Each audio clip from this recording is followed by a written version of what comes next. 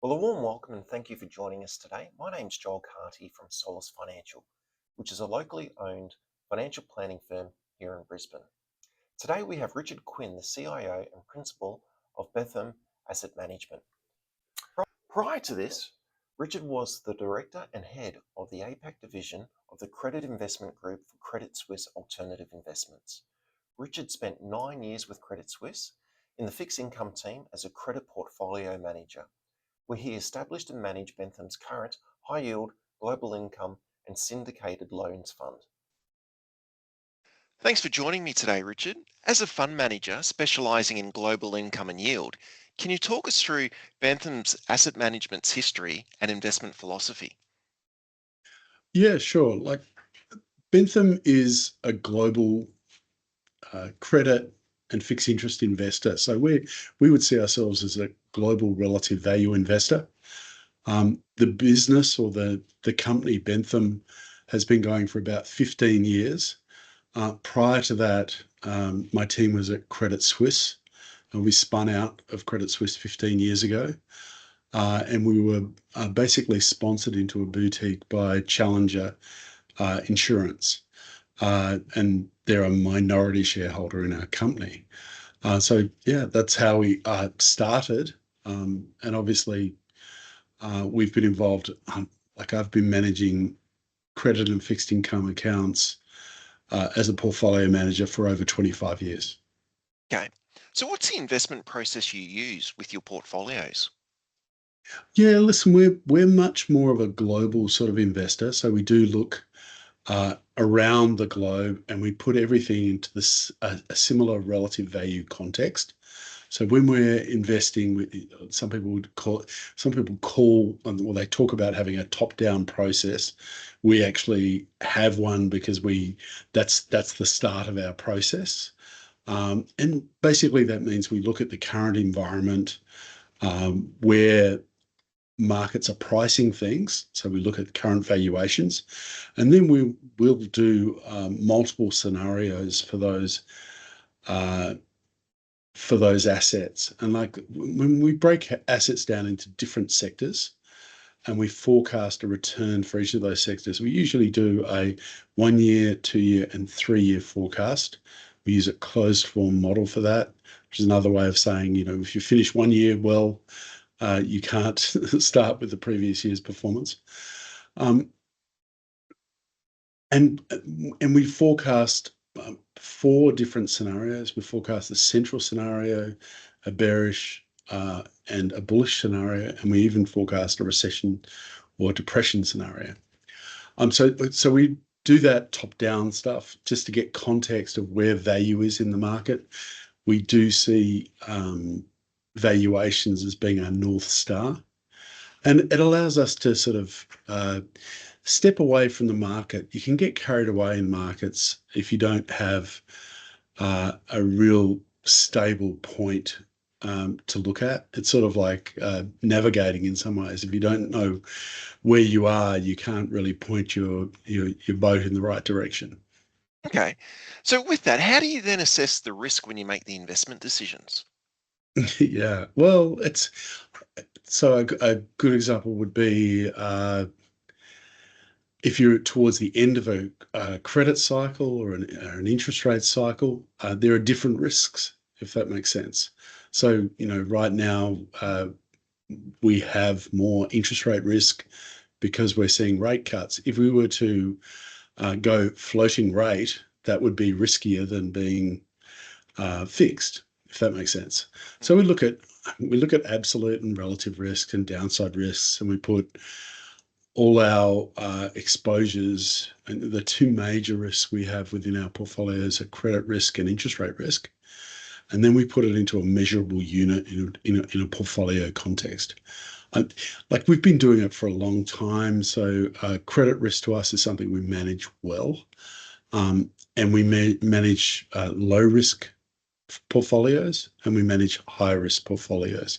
And coming out of a structured sort of banking space allows us to manage those in a very institutional way. So we've been managing money for some of the larger industry funds for many years. When we look at opportunities in risks in the marketplace at the moment, we've seen the recent US elections, we've seen tariffs come into play. What are the other opportunities and risks that you're seeing in investment markets at the moment? Yeah, listen, that I think the interesting thing for markets right now is everyone's bearish on government debt and very bullish on risk. Like it seems that everyone's overly optimistic on risk. We would say that they're probably not being rewarded enough for that risk, and that's a little bit concerning to us. So we're being very selective where we put our positions on. We actually quite like government bonds and semi-government bonds right now, partly because they reward you more relative to other credit investments. And it's a good way of locking in uh, the current higher cash rates. Obviously, it, it's a much better investing environment now that we don't have interest rates at zero. Okay. So when you consider Bentham's greatest strengths as a fund manager, you mentioned having a background from Credit Suisse and funding from Challenger. What else contributes to your strengths as the fund manager? Yeah, listen, I would say as a group, Bentham has a lot of different people. So we have a very diverse set of skills. We have some very strong quantitative people in the business. We have some very strong credit people in the business. We have some very strong traders in the business. So I think as a group, we're strong. And basically, the experience of going through many different cycles of being counter-cyclical when we need to be. Sometimes it takes a lot of bravery to do something different to everyone else. And I think we're usually pretty good at doing that. We usually look after our investor and think more about the investor than the actual business. So that's led us to make, I think, good decisions generally. Can you talk us through a time when you've turned a period of poor performance into an opportunity and turned the performance around? Yeah, unfortunately, I think there's too many of those. Uh, I think if you go back to March 2020, when we started to go into the COVID period, that was quite a scary experience. And we did get our exposures down, but we had a drawdown in that period because credit sold off quite dramatically. People started to price in uh, quite a severe recession. The reality was it wasn't as severe a recession, and we worked that out pretty early. So we took off our most of our protection and hedges and started to get more fully invested. And what we gathered from talking to our analysts and going through and talking to our companies is we found out that some companies were having a really great investment environment and they were seeing lots of demand, and other companies, their businesses had just been shut down. Sometimes some of those businesses that were shut down were not bad businesses. They were just businesses that were challenged for a moment. Um, so I think in that environment, we were able to invest and be fully invested in riskier credit that performed very well in the following 3 years, and do quite well with that. And I think that was a way of turning some bad performance, and we had a very quick recovery in our unit prices because we took the appropriate risk. So we were able to lend money to some people that were struggling. I think at one stage we lent at a credit spread of like 450 over to Qantas for 10 years. Within 2 to 3 years, that was there was a capital gain on that of well over 20%, because the credit margin that most people were willing to accept decreased to about 250. So that was a gain. And then I think we were quite quick to realize that these zero interest rates were not something that was going to stay around for a long time. And I think we managed to get, well, I know we managed to get short interest rate risk, and that allowed us to protect investors. So that Okay. was good. What types of investments or trades have you made recently? Yeah, it's an interesting one. We have been buying more government debt, mainly because we find that corporate debt's really expensive, and governments have been funding. I think what we're seeing right now is we're seeing governments go through a situation where they're realizing that they can't afford to hold as much debt. So what we really want is we want an investor that's paying us a good credit spread, but wants to go through a process of deleveraging. That's great for us. But we don't want to take a lot of risk in an environment where there could be the end of a credit cycle, and we're sort of going through that right now. So we're going towards the end of an interest rate cycle, and usually that's a risky time for credit. How do you stay up to date with all the changes that occur in financial markets?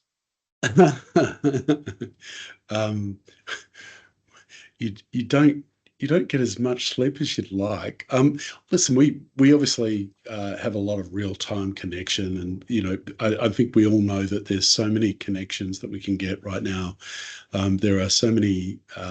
We have a lot of joint text rooms with people. So I throw on Bloomberg chats, like I'm looking at right now.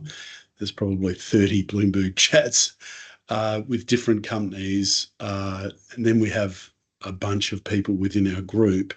So as a team, we monitor lots of different communications. We have, I think it's like 12 Bloombergs, which are very expensive financial terminals.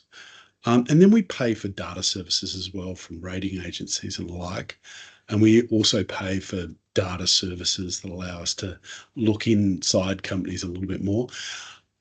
Bankers and brokers are always contacting us. That's where a lot of these Bloomberg chats would come through.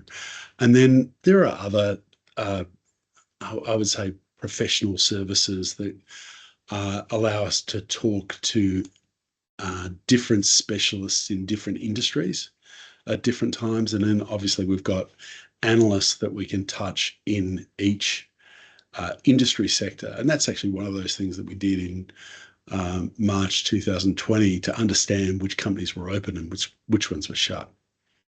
Okay. So, Richard, what makes a good portfolio manager overall? Sorry, in my opinion, what makes a good portfolio manager? Listen, I think a lot of failure. You fail your way to the top, if that makes sense. So Learning some from mistakes. experience. Yeah, yeah. Listen, unfortunately, there are a lot of mistakes, and hopefully, we learn from them. A mistake that you don't learn from is a wasted opportunity. Um, I think having experience and going through lots of different types of environments is really useful. I think having worked in different areas of I obviously worked in banking, then trading, then as uh, a consultant, and then went into funds management 25 years ago. Like all those skills are quite useful, but I think really a key thing that you need to have is a curiosity, wanting to know why. And also, things are always changing. So you have to be sort of reasonably humble in the face of a market. Like you're going to get things wrong. It's accepting that you're going to get things wrong and how to sort of, deal with those problems as they come through. So, Richard, we've covered a lot of ground today. Is there anything else you'd like to add that we haven't covered off on so far? Yeah, listen, I think a lot of people don't really understand fixed interest and credit. I wish people would understand it more. I think it's a reasonably safe place to be invested, where you can preserve your capital rather than risking a lot of capital. And I think once people are getting to that retirement phase and they're looking for an income, I think, fixed interest style assets can do that really well. Unfortunately, I just don't think we have a long history in Australia of people investing in these assets. So I think it would be good if we can educate people to invest in these assets, because I think it'll do a good job for them in retirement. It doesn't have the same drawdown risk that equities have, and it doesn't have to be as risky as some people are. Agree, agree. Richard, I appreciate you making the time to talk with me today. No worries, Joel, and thank you for showing the interest. We're always curious to talk to our investors. Thank you. If you'd like to talk to Solace Financial regarding your current financial strategy and whether it's suitable for your goals and objectives, please reach out and contact me via our website or give our office a call to schedule an appointment. Thanks again, Richard. I really enjoyed the conversation and you made fixed interest interesting.